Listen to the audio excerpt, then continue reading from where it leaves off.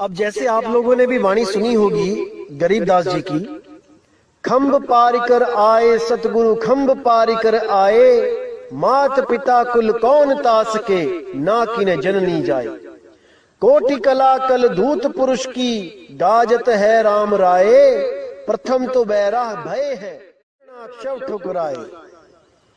दाने दरमली चूरन कीने, पारस पृथ्वी ल्याए, हिरणा कुश नख उदर बिदारे, कोपे बहुत रिसाए।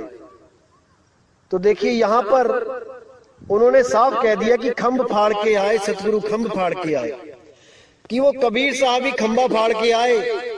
इसी तरह और भी लिखा कि द्रौपदी की लाज कबीर साहब ने बचाई, और भी बहुत कुछ लिखा।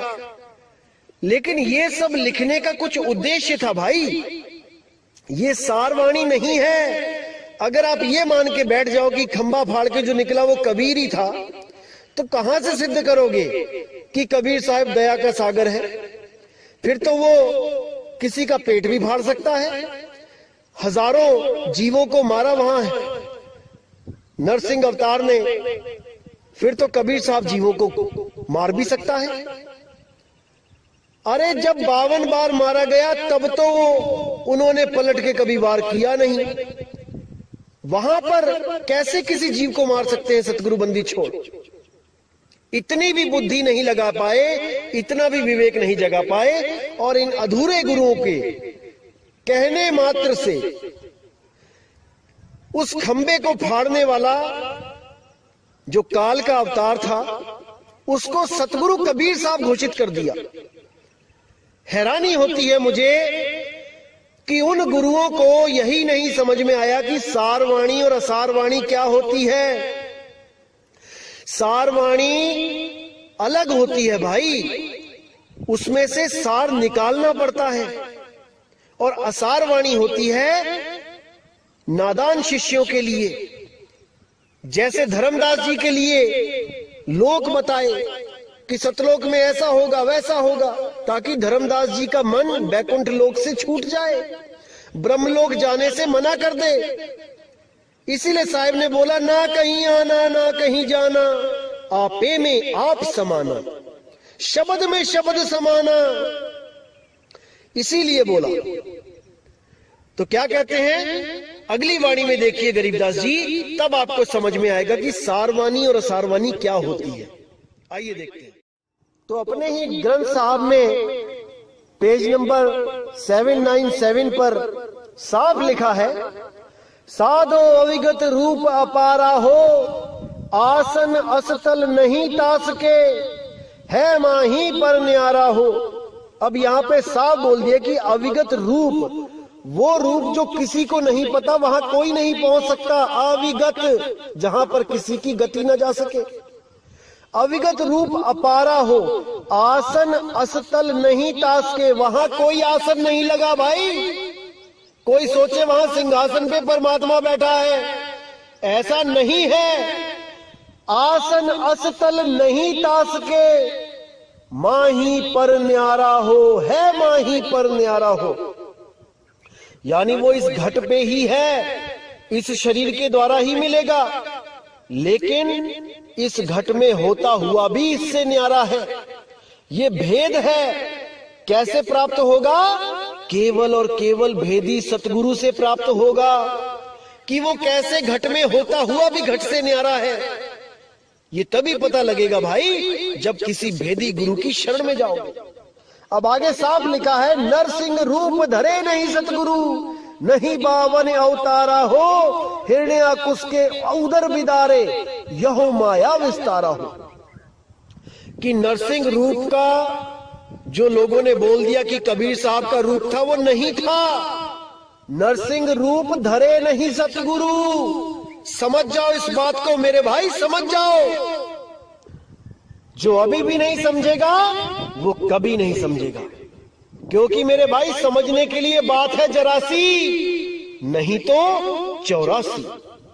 तो साहिब ने साफ लिख दिया, नरसिंह रूप धरे नहीं सतगुरु, नहीं 52 अवतारा हो, हिरण्याकुश के उदर बिदारे, यहो माया विस्तारा हो। ये माया का विस्तार है। ये कबीर साहब का रूप नहीं है जो खंबा फाड़ के बाहर आ गए और लाखों जीवों को मार दिया। ये सब माया का परपंच है, माया का खेल है। तो आइए देखें कि इस वाणी से ये गरीबदास जी जो शिष्य है कबीर साहब के, इस वाणी से गुरु जी की वाणी मैच खाती है कि नहीं। आइए देखते हैं। उससे भी पहले हम कबीर साहब की वो वाणी देखेंगे जो छोटे बच्चों को समझाने के लिए उन्होंने बोली है, यानी जो भक्ति से जिनका लेना देना नहीं है उनको कुछ समझाने के लिए बोली है, जिसको हम जगतवाणी कह देते हैं। भगतवाणी नहीं है ये जगतवाणी है। तो क्या कहती है वाणी? गुरु ग्रंथ साहब अंग नंबर 1194 1194 पे, प्रभथम्ब ते निकसे कै बिसथारी, हर नाखस छेदियो नख बिदार, ओ परम पुरख देवादि देव, भगत हेत नरसिंह पेव, कहे कबीर को लखे न पार, प्रहलाद उघारे अनेक बार। अब इस वाणी को दिखा के भी कई लोग सिद्ध करते हैं कि देखो गरीबदास जी भी कह रहे हैं कि खंभ फाड़ के सतगुरु बाहर आए, और कबीर साहब भी कह रहे हैं कि वो देवादि देव परम पुरुष वही रूप धारण करके आया। नहीं मेरे भाई, इसी को समझना है। भगतवाणी और जगतवाणी में बहुत फर्क होता है। जब तक आप भगतवाणी यानी कि असार के साथ जुड़े रहोगे, आप सार को प्राप्त नहीं कर सकते। इसी तरह हर वाणी का अलग मतलब निकलता है जब आप किसी भेदी सतगुरु के पास जाते हो। अब इस वाणी से सिद्ध हो जाता है कि गरीबदास जी ने जो बोला था कि खंभ फाड़ के बाहर निकले सतगुरु, वो सही है। लेकिन अब अगली वाणी आप देखिए बीजक में से, तब आपको समझ में आएगा कि सत्य क्या है, असत्य क्या है। तो आइए देखें बीजक की वाणी क्या लिखा है।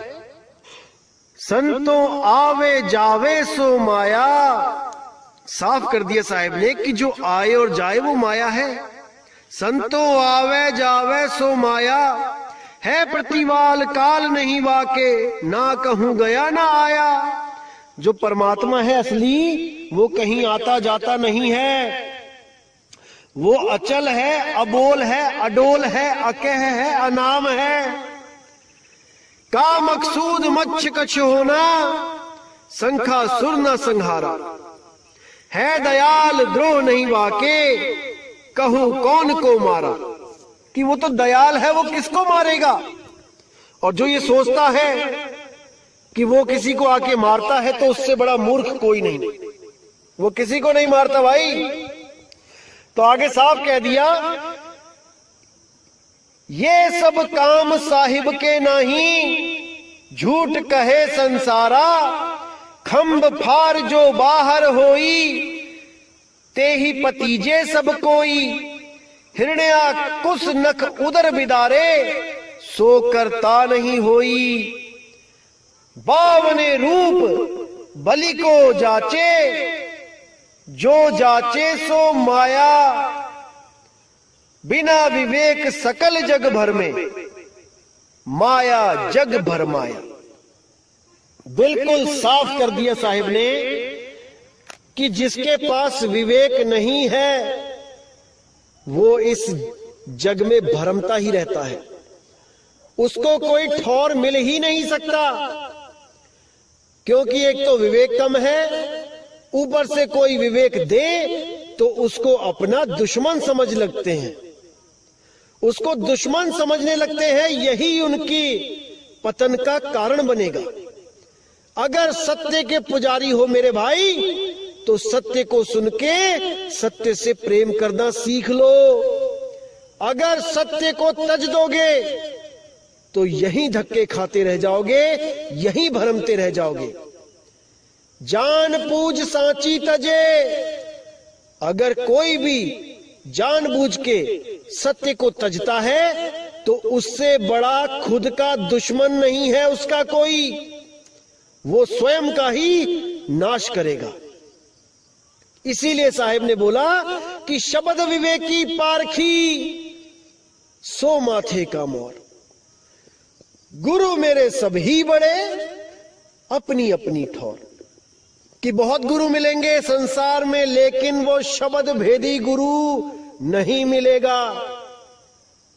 करोड़ों में से कोई एक गुरु होगा जिसके पास शब्द का भेद है, अन्यथा सबके सब इन 52 अक्षरों में ही खुद भी उलझ जाएंगे और अपने भक्तों को भी उलझा देंगे और भक्ति करवा के 52 अक्षरों की किसी ना किसी लोक में भेज देंगे।